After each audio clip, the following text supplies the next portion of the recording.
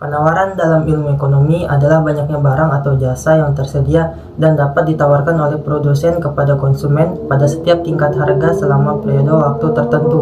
Penawaran dipengaruhi oleh berbagai faktor antara lain harga barang, tingkat teknologi, jumlah produsen di pasar, harga bahan baku, serta harapan spekulasi atau perkiraan. Di dalam hukum penawaran, semakin tinggi harga suatu barang, maka semakin banyak pula jumlah barang yang ditawarkan. Semakin rendah harga suatu barang, maka jumlah barang yang ditawarkan juga akan semakin sedikit. Hal ini terjadi karena ketika harga sedang tinggi-tingginya, tentu para penjual ingin mendapatkan keuntungan yang lebih banyak. Akhirnya, penjual ingin menjual lebih banyak barang agar keuntungannya berlipat. Dan sebaliknya, saat harga barang sedang turun, maka penjual seolah tidak seambisius sebelumnya.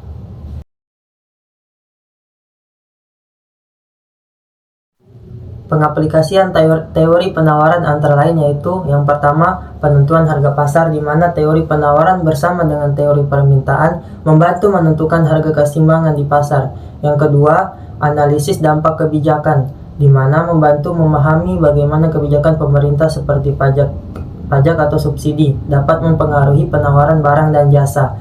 Yang ketiga, perencanaan produksi, di mana produsen menggunakan pemahaman tentang penawaran untuk merencanakan tingkat produksi mereka berdasarkan perkiraan harga pasar. Yang keempat, ada manajemen rantai pasokan, di mana membantu perusahaan dalam mengelola inventaris dan rantai pasokan mereka dengan lebih efisien. Yang kelima, ada analisis industri, di mana digunakan untuk memahami dinamika industri dan bagaimana perubahan dalam faktor-faktor penawaran dapat mempengaruhi keseluruhan industri.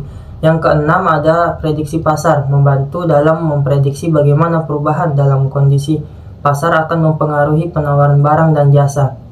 Yang ketujuh, ada strategi penetapan harga, di mana perusahaan menggunakan pemahaman tentang elastisitas penawaran untuk menetapkan strategi harga yang efektif.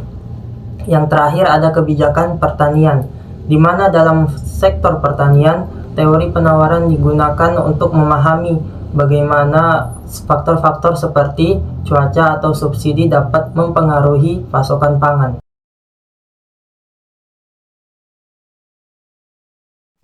Fungsi penawaran memiliki orientasi keterkaitan kebalikan dari fungsi permintaan antara paubah terikat atau jumlah penawaran dan paubah bebas atau harga. Oleh karena itu, sifat keterkaitan positif, bentuk umum dari fungsi penawaran, memenuhi persamaan Q sama dengan A ditambah BP, di mana Q sama dengan penawaran, P adalah harga produk, A adalah penggal garis sumbu Q, dan B merupakan fungsi nilai.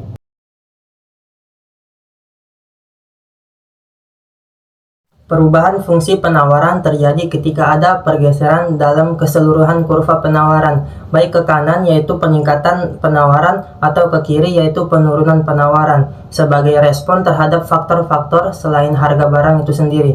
Kurva penawaran bergeser secara paralel ke kanan atau ke kiri.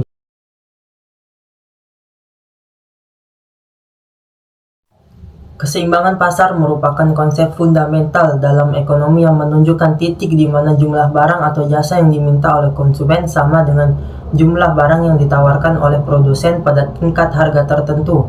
Pada titik ini, pasar berada dalam kondisi yang stabil dan tidak ada kecenderungan untuk perubahan harga karena kekuatan permintaan dan penawaran berada dalam keseimbangan. Memahami keseimbangan pasar penting karena ini memberikan wawasan tentang bagaimana barang dan kuantitas barang ditentukan di pasar. Sekian pemaparan materi mengenai teori penawaran yang bisa saya sampaikan. Kurang lebihnya mohon maaf. Wassalamualaikum warahmatullahi wabarakatuh.